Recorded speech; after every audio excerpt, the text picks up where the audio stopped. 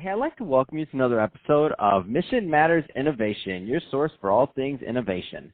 My name is Adam Torres. You can follow me on Instagram at AskAdamTorres. Keep up with my book releases, book tour schedule, signings, all that other good stuff. Always love to connect with you there. And as always, if you'd like to apply to become a co-author of one of my upcoming books, just head on over to the website, missionmatters.com, and click on Become an Author to apply.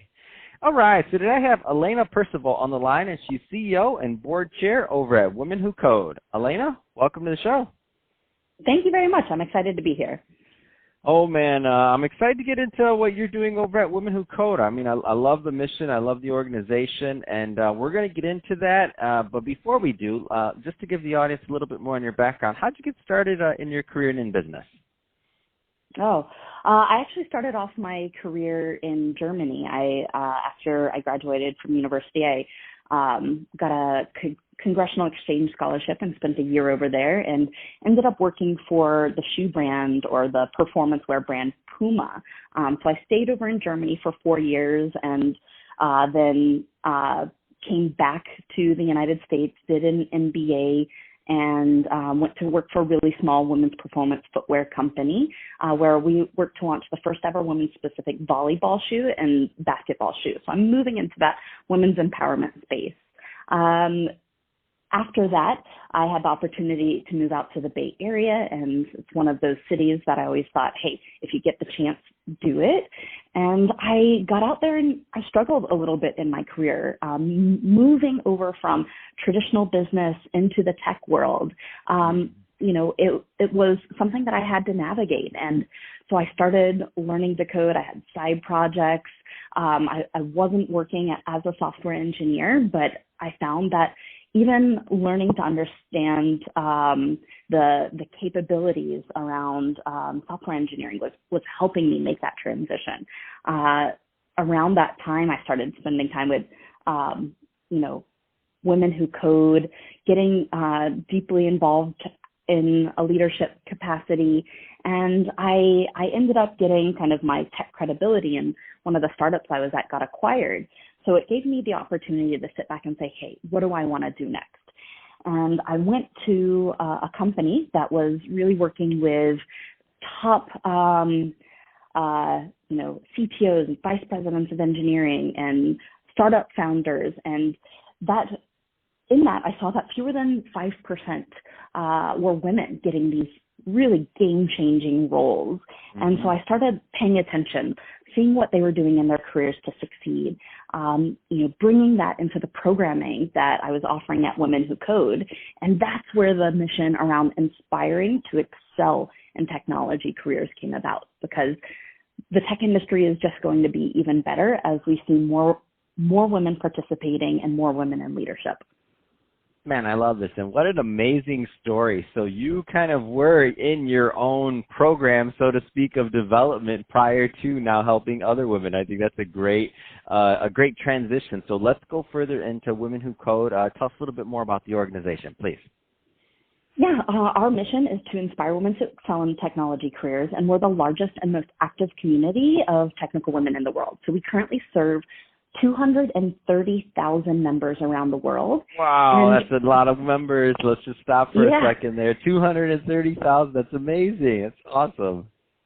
Thank you. Yeah, we are really proud, and just kind of looking back at what COVID has meant for our organization.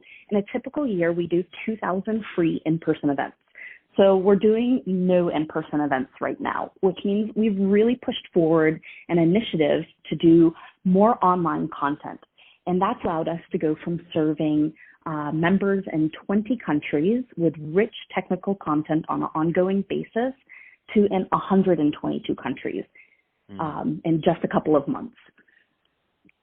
Wow, that's absolutely amazing. Can you talk a little bit more about what Women Who Code, has been able to kind of bring to the marketplace? Because I know you have success story after success story of women that have joined and participated in the community that have done some great things, and I want to share it with the audience, especially for some of our audience members that are interested in tech and maybe they didn't even know Women Who Code existed.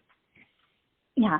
So when you kind of look at it on the individual level, We have over 500 people participating in our leadership program. What we want to do is make sure that you are getting not only relevant technical skills, but also the skills that are going to help you get your next role and your one after that.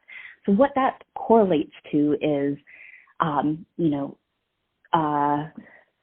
Erica, who started off as an engineer with a master's degree and stepping into our leadership program in under a year, she was starting to get invitations to speak at conferences. So it just really propels you from your potential to meeting yourself and achieving what you're going to achieve in kind of the next 3 to 5 years. Another director from Toronto, she stepped up. She was an individual contributor. In under 6 months, she got promoted to lead at her company. And in under 1 year, she was poached by another company to become a director. So she climbed 2 rungs in the ladder in under 1 year. Our Mexico City leader let me know in under 1 year, her salary had increased 200%. And what this is doing, and I've had it explained to me by someone who said, hey, I was a member, I've been going for a while. The leader, was just running late that day. So I said to myself, hey, I know what to do. And kind of stood up and stood at the front of the room. And in that 3-hour period, she was able to shift her mind to think, I can be a leader. And everyone in the room shifted from seeing her as someone who's sitting, in the middle row to someone who's standing in the front of the room and is a leader. And so while, there's more to it, a lot of it is taking that step, learning that skill of just presence and innovation and really developing those leadership mindsets. Wow, that is amazing. Thanks. At a higher level, what happens is our members report 80% have reported we've had a positive career impact. If that correlates to just $20,000 more per year, which for an engineering salary is a decent increase over a year or two, but not a difficult thing to reach, that's adding $3 billion a year to the economy on an annual basis. Absolutely amazing. So let's get into it. Just tell us a little bit more about kind of the programming and the nuts and bolts of how things work, so that if people, at the end of this, I'm going to give you an opportunity, of course, to leave information for people that want to follow up with Women Who Code. Tell us a little bit more about the programming and how that works. So the majority of our programming is technical in nature as a focus. So you'll come to a machine learning event, an Android development, cloud computing.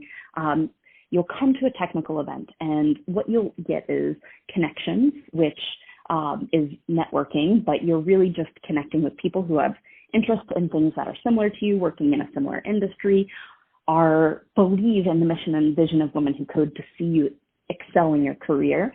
And so you create a network, you build that network that is actually going to help you succeed in your career, as well as those skills. And then we weave in aspects that like leadership skills, because engineers aren't interested in coming to networking and leadership events. They're excited to come to our rich technical events, and they get tremendous benefit from the additional skills that they get by coming to our community. Man, that's awesome. So Alaina, if somebody is listening to this and they want more information on Women Who Code, what's the best way for them to follow up and to connect with the organization? Yeah, you can join at womenwhocode.com. It's free to join. And so I welcome everyone who's listening to visit us at womenwhocode.com. Fantastic. Well, Alaina, really appreciate you coming on the show today and sharing more about all the great work that you're doing over at Women Who Code. And to the audience, as always, thank you for tuning in.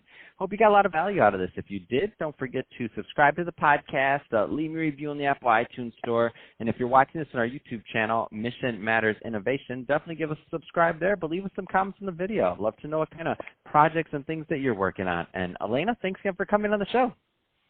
Yeah, thank you very much as well.